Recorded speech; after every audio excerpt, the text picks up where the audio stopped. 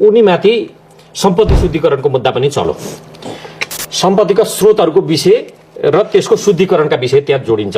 अहिले नै उनले 4 वटा अदालतमा बुझाएको धरौटी नै 5 करोड 27 लाख छ। त्यसको स्रोत खोजिएला र यो 3 पुस बिहीबारको अर्को आदेश अनुसार उनले 3 करोड 68 लाख अरू ग्यारेन्टी बुझाउनु पर्ने अवस्था छ। यो भनेको कुल 8 करोड 95 लाख भयो। यसको स्रोत के हो भनेर त्यसमा नि प्रश्न उठ्ला नि। गुब्बालज्यू असाध्यै राम्रो प्रश्न उठाउनु भयो। नेपालको कानुनले तपाईको व्याख्या के गर्यो भने धरौटी दिनु मतलब रविले आफ्नै गोजीबाट पैसा दिनुपर्ने हुन्छ।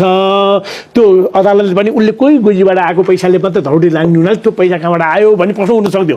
तर नेपालको कानुनले धरौटी म थुनामा बस्यो भने मेरो सम्पत्ति छैन भने मैले धरौटी लिनु नपर्ने भन्यो भने तेस्रो व्यक्ति आएर सम्पत्ति दियो भने धरौटी दियो भने अनि सम्पत्ति शुद्धिकरणको कुरा आउँछ र रविजीलाई जति पनि ब्याङ्क ग्यारेन्टी दिएछ अरू उनका सहयोगी नातेदारले दिएको हुनाले बरु त्यो जसले दिएको छ उसको स्रोत खोजिन्छ। रवि त तानिनु भएन नि, उहाँलाई त अरूले दिएको, त्यसैले सम्पत्ति शुद्धिकरण आकर्षितै हुन सक्दैन धरौटी दिएको कारणले।